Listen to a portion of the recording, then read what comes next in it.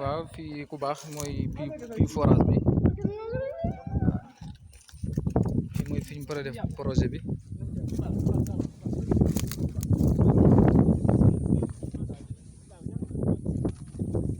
fii dañ amal yéene pour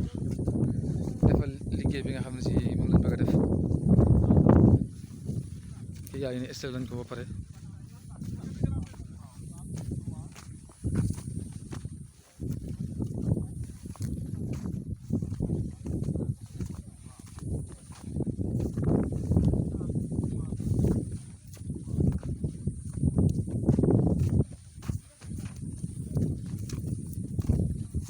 yaa ngi ne installé nañ ba pare lépp si suuf la suuf si la mi ngi nekk 39 hectares waaye pour le moment dañoo bëgg a tàmbalee 2 hectares yi.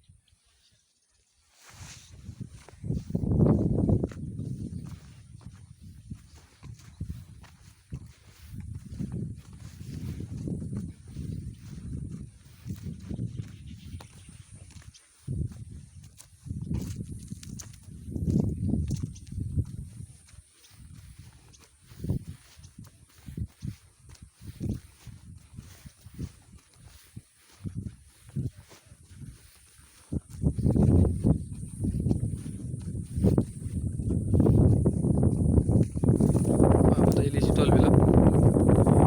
nga xam ne si ni daanaka maanaam surface bu yaatu la en groupe agro familial ñoo war a ñëw pour exploiter ko xale yu ndaw am seen vision seen maraîchage religieux pour hériter góor gi ñu mën ko protéger ba liñ ci bëgg lépp ñu am ko ci ñaan yàlla tawfeex ak ndimbal ba nañ ko bëgg ñu amee ko noonu jërëjëf. waaw gis nga sëñ Baara noonu sëñ Matar sëñ Bamba sëñ Abdou Khafour sëñ Saliou